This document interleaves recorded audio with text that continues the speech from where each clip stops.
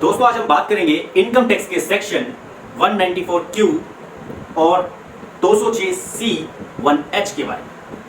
ये दोनों सेक्शन हैं क्या, किस पर अप्लाई होते हैं, किस पर अप्लाई नहीं होते, इसके लिए कितना टर्नओवर होना चाहिए, कौन सी रिटर्न फाइल की जाएगी, कौन सी डेट को की जाएगी, ये कब डिडक्ट किए जाएं, कब कलेक्ट किए जाएं, ये टीडीएस पर एप्लीकेबल होते हैं या टीसीएस पर एप्लीकेबल होते हैं, मतलब ये टीडीएस की फॉर्म में एप्लीकेबल होते हैं या टीसीएस की फॉर्म में एप्लीकेबल होते हैं। आज इन सभी विषय पर हम बात करेंगे। स्वागत है दोस्तों, मैं नरेश कुमार, आप देख रहे हैं अकाउंट टैक्स गुरु देश का चैनल, आपका अपना यूट्यूब चैनल, जहां हम बात करते हैं कंपनीज के अकाउंट्स एंड टैक्सेशन कार्य प्रणाली सिस्टम के बारे में बड़ी आसान भाषा में। तो let's see on computer screen.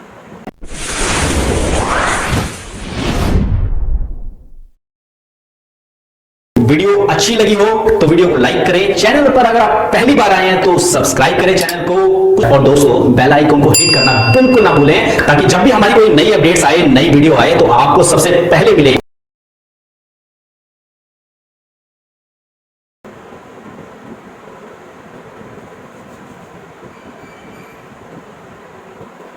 दोस्तों जैसा कि आप कंप्यूटर स्क्रीन पर देख रहे हैं, यहां पर हम बात करते हैं, हमारे सामने एक चार्ट बना हुआ है जो हमने एक्सेल में प्रिपेयर किया है ताकि आपको आसानी से समझाया जा सके।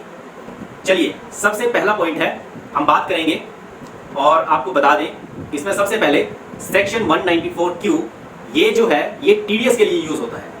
जैसा कि आप देख रहे हैं ये टीडीएस के लिए यूज होता है, और जो सेक्शन 206C1H ये टीसीएस के लिए यूज होता है।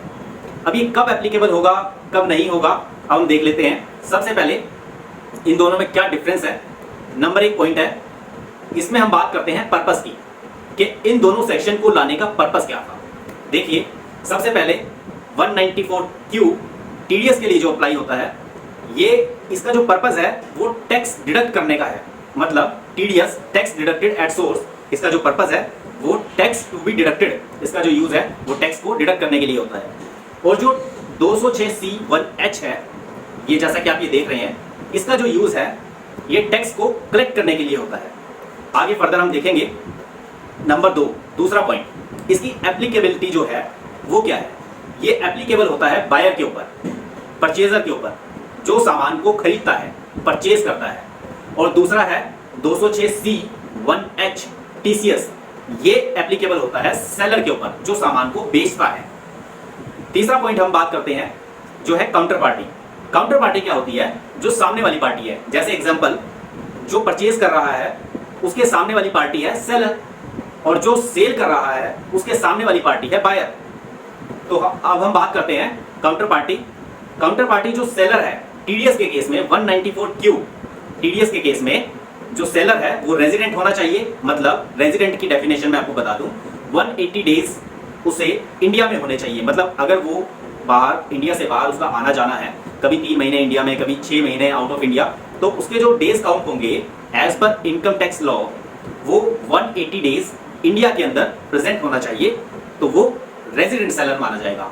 और इसके अपोजिट अगर हम टीसीएस में देखें तो इसमें जो बायर है वो रेजिडेंट होना चाहिए। अब हम 4 नंबर जो पॉइंट है उस पर बात करते हैं, और 4 नंबर जो पॉइंट है वो है ट्रिगर पॉइंट। ट्रिगर पॉइंट में हम बात करेंगे टर्नओवर की।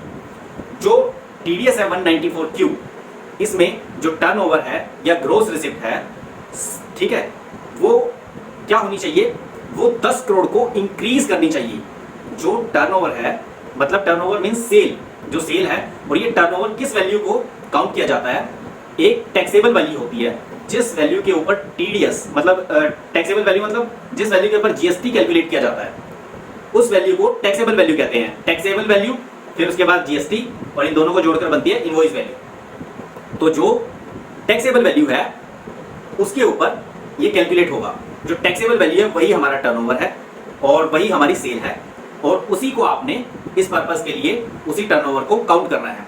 अब मैं आपको बताता हूं कि आपका जो टर्नओवर है, अगर वो एक्सीड कर जाए 10 करोड़ से, 10 करोड़ से अगर एक्सीड कर जाए प्रीवियस ईयर में, जो आपका पिछला साल था, जैसे एग्जाम्पल के लिए अभी आपका 1 अप्रैल 2021 से फाइनेंशियल ईयर शुरू हो गया, तो आप उसके लिए जो अपना फाइनेंशियल ईयर देखेंगे, प्रीवियस ईयर देखेंगे, वो 1 अप्रैल 2020 से 31 मार्च 2021 काउंट होगा, और उस साल के अंदर आपको देखना होगा कि आपका टर्नओवर जो टैक्सेबल टर्नओवर है वो कितना है, तो वो 10 करोड़ आप काउंट करोगे। अगर 10 करोड़ प्लस है, 10 करोड़ तक है, तब भी ये आप पर अप्लाई नहीं होगा।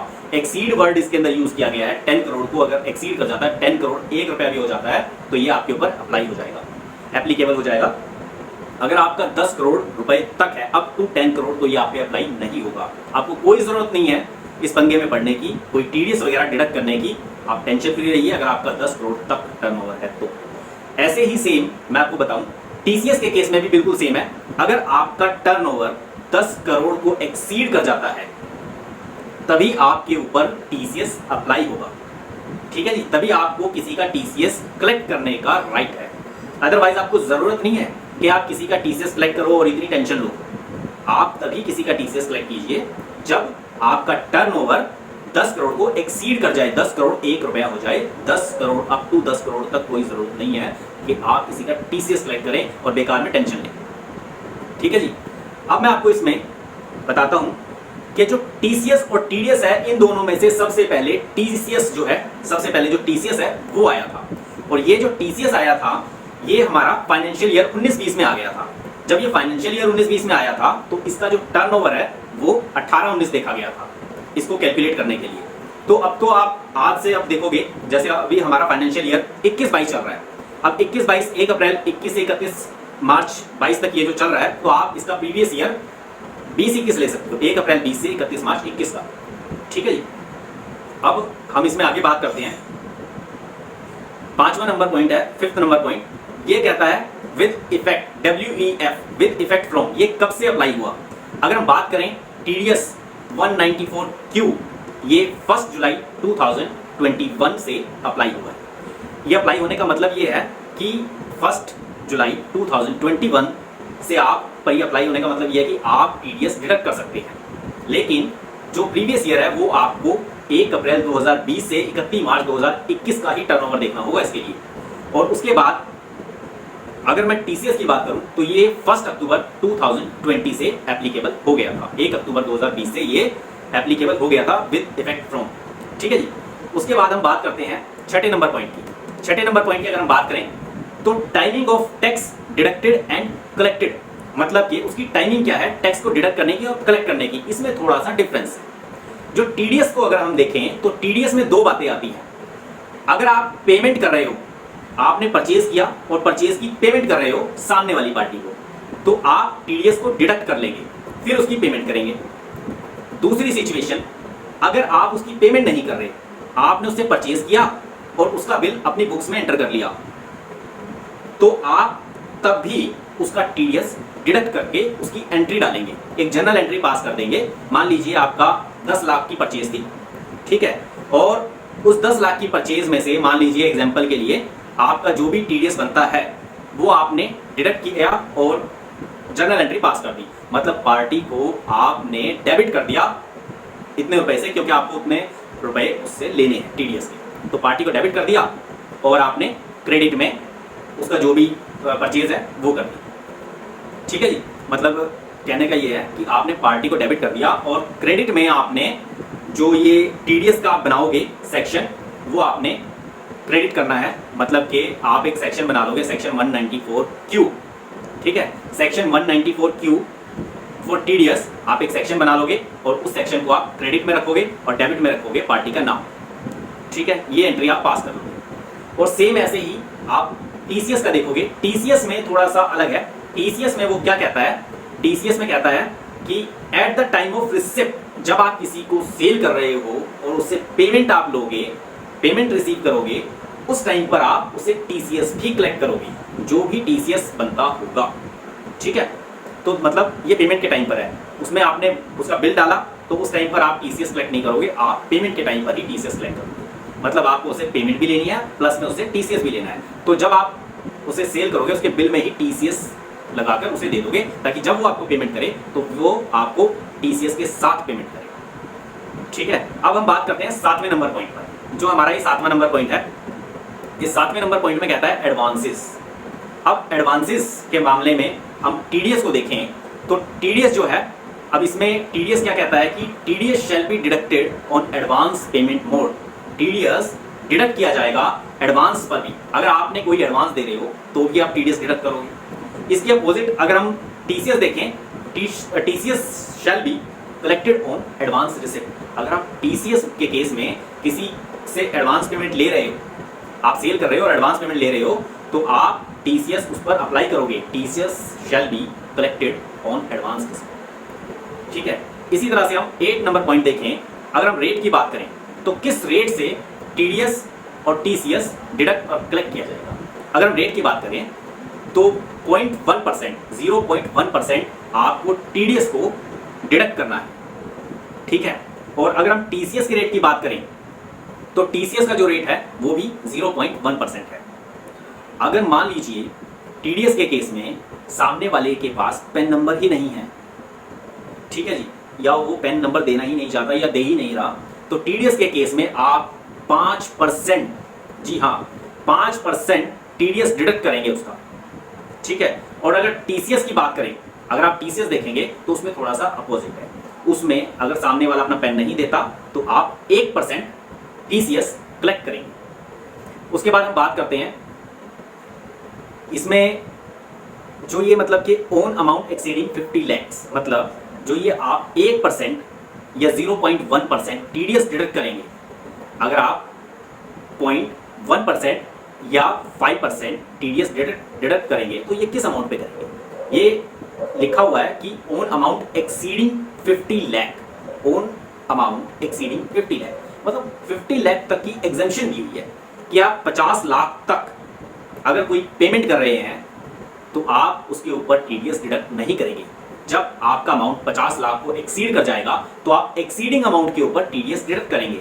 मतलब कहने का ये है कि अगर 60 लाख या 55 लाख, मान लीजिए 55 लाख की पेमेंट है, तो उसमें से 50 लाख को माइनस कीजिए, बचे 5 लाख, 5 लाख के ऊपर आप टीडीएस को डिडक्ट करेंगे। सेम ऐसा ही टीसीएस के केस में, टीसीएस में भी 50 लाख को जब अमाउंट एक्सीड कर जाएगा तभी आप उसका टीसीएस कलेक्ट करेंगे, और सिर्फ एक्सीडिंग अमाउंट पे 50 लाख तक आप कोई भी टीसीएस कलेक्ट नहीं करेंगे।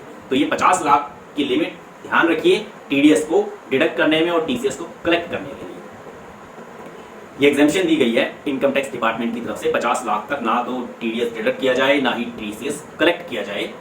उसके बाद हम बात करते हैं नेक्स्ट पॉइंट के बारे में, जो है नॉट एप्लीकेबल टू।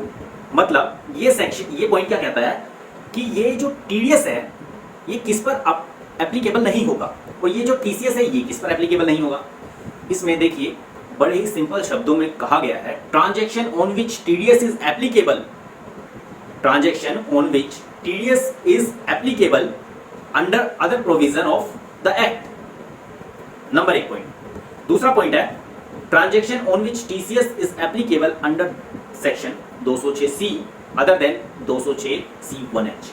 मतलब कहने का ये है, सपोज कीजिए सिचुएशन ऐसी हो जाती है कि जिस पर्सन से हम परचेज कर रहे हैं उसी को हम सेल भी कर रहे हैं। ठीक है, अब होता क्या है कि जब हम सेल कर रहे हैं तो हम उसके ऊपर टीसीएस अप्लाई कर देते हैं और टीसीएस उससे हम कलेक्ट कर लेते हैं। जब हम टीसीएस कलेक्ट कर लेते हैं, जिन चीज़ों को हम उससे सेल कर रहे हैं उसकी पेमेंट जब हम उससे लेते हैं तो हम उससे टीसीएस कलेक्ट कर लेते हैं। तो जब टीसीएस हमने उससे कलेक्ट कर लिया, हमने टैक्स तो कलेक्ट कर लिया ना उससे, तो वही इसका मतलब है कि जब हम उससे जो चीज़ें परचेज कर रहे हैं उसके अगेंस्ट जब हम उसे पेमेंट देंगे, तो यही बात इसमें बताई गई है कि पेमेंट देते टाइम आप उसका टीडीएस डिडक्ट मत कीजिए, क्योंकि आप ऑलरेडी जो सेल आपने की है और सेल के अगेंस्ट जो पेमेंट ले रहे हो उस पेमेंट पर आपने टीसीएस कलेक्ट कर लिया है। ठीक है, सेम ऐसा ही टीसीएस में भी है। आप सेम पर्सन को परचेज सेल भी कर रहे हो और सेम पर्सन से आप परचेज भी कर रहे हो। अब हो क्या रहा है कि जब आप उसे परचेज कर रहे हो तो उसकी जो पेमेंट आप उसे दे रहे हो उसमें टीडीएस डिडक्ट कर कर उसे पेमेंट दे रहे हो, और जब आप सेल की पेमेंट उससे ले रहे हो तो आप उसमें टीसीएस कलेक्ट नहीं कर सकते, क्योंकि आपने ऑलरेडी उस पर टीडीएस डिडक्ट कर लिया है परचेज की पेमेंट देते टाइम। तो मतलब यही है, अगर आप मतलब कि टीडीएस डिडक्ट कर रहे हैं तो आप टीसीएस कलेक्ट मत कीजिए, और टीसीएस अगर आप कलेक्ट कर रहे हैं तो टीडीएस डिडक्ट मत कीजिए सेम पर्सन से। अगर आप सेल और परचेज दोनों केसेस मतलब सेम पर्सन के साथ हो रहे हैं तो आप एक ही सेक्शन लगाइए, या टीसीएस का या टीडीएस का। ठीक है, नेक्स्ट हम बात करते हैं एक्सक्लूजन की। अब एक्सक्लूजन क्या है? Yet to be notified by government. TDS के केस में कहते हैं yet to be notified by government. जब तक ये नोटिफाई ना हो जाए गवर्नमेंट के थ्रू, तब तक आप टीडीएस का ये जो मतलब एप्लीकेबिलिटी है ये बनी रहेगी और आप टीडीएस डिडक्ट करते रहेंगे। और अगर हम बात करें टीसीएस के केस में, तो किसका टीसीएस डिडक्ट नहीं होगा? इफ बायर इज, मतलब जिसको आप सेल कर रहे हो, सामने वाली पार्टी जो बायर है, जो खरीद रही है, अगर वो इंपोर्टर ऑफ गुड्स है, ठीक है, मतलब आप आउट ऑफ इंडिया भेज रहे हो माल, तो वो इंपोर्टर हुआ। तो अगर वो इंपोर्टर है, आउट ऑफ इंडिया आपका माल जा रहा है, तो आप उस पर टीसीएस कलेक्ट नहीं करेंगे, क्योंकि वो आउट ऑफ इंडिया है और इंडिया के जो लॉ हैं उस पर एप्लीकेबल नहीं है, आप उससे टीसीएस कलेक्ट नहीं करेंगे। उसके बाद सामने वाली पार्टी जिसको आप सेल कर रहे हो, अगर वो सेंट्रल गवर्नमेंट है या स्टेट गवर्नमेंट है या लोकल अथॉरिटी है, तो उसका भी आप टीसीएस कलेक्ट नहीं करेंगे। N embassy, high commission, consulate and trade representation of a foreign state. तो मतलब ये कुछ मतलब के क्राइटेरिया हैं जिनके ऊपर टीसीएस अप्लाई नहीं होगा। अब हम बात करते हैं 10 रिक्वायरमेंट। टीडीएस डिडक्ट करो या टीसीएस कलेक्ट करो, दोनों केस में आपको 10 नंबर लेना पड़ेगा। विदाउट 10 आप ना तो टीडीएस डिडक्ट कर सकते हैं, ना ही टीसीएस कलेक्ट कर सकते हैं सामने वाली पार्टी से। उसके बाद हम बात करते हैं व्हेन टू डिपॉजिट और कलेक्ट। व्हेन टू डिपॉजिट और कलेक्ट मतलब कब टीडीएस डिडक्ट होगा, कब टीडीएस डिपॉजिट होगा और कब कलेक्ट होगा। तो इसमें बताते हैं हम आपको कि tax so deducted shall be deposited with government by 7th day of subsequent month. मतलब आप जिस मंथ में टीडीएस को डिडक्ट कर रहे हैं, उसके नेक्स्ट मंथ में 1 तारीख से लेकर 7 तारीख के अंदर अंदर आपको ये डिपॉजिट करना है। सेम टीसीएस के केस में भी जिस मंथ में आपने कलेक्ट किया टीसीएस, उसके नेक्स्ट मंथ में आपको 1 तारीख से 7 तारीख के बीच में ये डिपॉजिट करना है। ठीक है, अब नेक्स्ट हम बात करते हैं कि फॉर्म कौन सा यूज होगा रिटर्न फाइल करने के लिए, कौन सी रिटर्न फाइल की जाएगी। अगर हम बात करें टीडीएस के केस में, तो फॉर्म 26Q फॉर्म के थ्रू टीडीएस की रिटर्न फाइल होगी। और अगर हम बात करें टीसीएस के केस में 27EQ टीसीएस की रिटर्न फाइल होगी। जब आप ये रिटर्न टीडीएस की और टीसीएस की फाइल कर देंगे, उसके बाद हम बात करते हैं कि सामने वाली पार्टी आपको कहेगी कि सर हमें कोई सर्टिफिकेट तो दीजिए, आपने हमारा टीडीएस डिडक्ट किया है, टीसीएस कलेक्ट किया है, तो हमें कोई प्रूफ तो दीजिए। तो ऐसी सिचुएशन में फिर नेक्स्ट पॉइंट में आएगा। अब हम आपको बताते हैं कि क्या देना होगा, आपको क्या प्रूफ देना होगा सामने वाली पार्टी को। आप उसका टीडीएस और टीसीएस डिडक्ट और कलेक्ट कर रहे हैं, तो एक सर्टिफिकेट है नेक्स्ट पॉइंट में, certificate to be issued to seller और बायर। जिसका आप टीडीएस या टीसीएस कलेक्ट कर रहे हैं, सामने वाला आपका सेलर है या बायर है, तो टीडीएस के केस में आप उसे फॉर्म 16A इशू करेंगे, जो ट्रेस की वेबसाइट से आप डाउनलोड कर सकते हैं रिटर्न को फाइल करने के बाद। 15 दिन के अंदर मतलब 15 दिन में आपको ये फॉर्म मिल जाता है। और टीसीएस के केस में आप ट्रेस की वेबसाइट से फॉर्म नंबर 27D, जो एक सर्टिफिकेट होता है कि आपने ये गवर्नमेंट को जमा करवा दिया है और रिटर्न भरकर उसकी इन्फॉर्मेशन गवर्नमेंट को दे दिया है, तो गवर्नमेंट चेक करती है और आपको ये सर्टिफिकेट इशू करती है कि आपने जिसका भी टीडीएस या टीसीएस डिडक्ट किया है, कलेक्ट किया है, आप उसे सर्टिफिकेट इशू करें। और इस सर्टिफिकेट को दिखा करके जब वो अपनी आईटीआर फाइल करेंगे, तो उस समय वो इसका जो भी आपने उनका टीडीएस या टीसीएस कलेक्ट किया है, वो उसका रिफंड ले सकेंगे। तो आज हमने इसमें ये सभी पॉइंट्स क्लियर किए और सभी पॉइंट्स के बारे में आपको बताया। दोस्तों, आज इस वीडियो में हमने आपके टीडीएस और टीसीएस के जितने भी पॉइंट्स थे वो क्लियर कर दिए।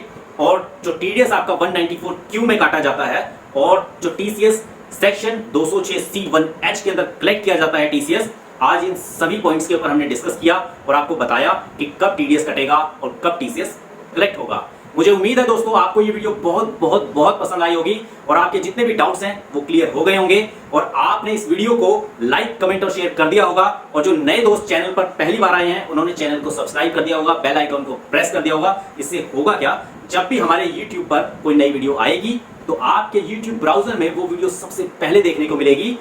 मिलते हैं नेक्स्ट वीडियो में एक नए टॉपिक के साथ। आपका अपने इस YouTube चैनल पर अपना कीमती समय देने के लिए आप सभी लोगों का तहे दिल से प्रेम पूर्वक बहुत बहुत धन्यवाद।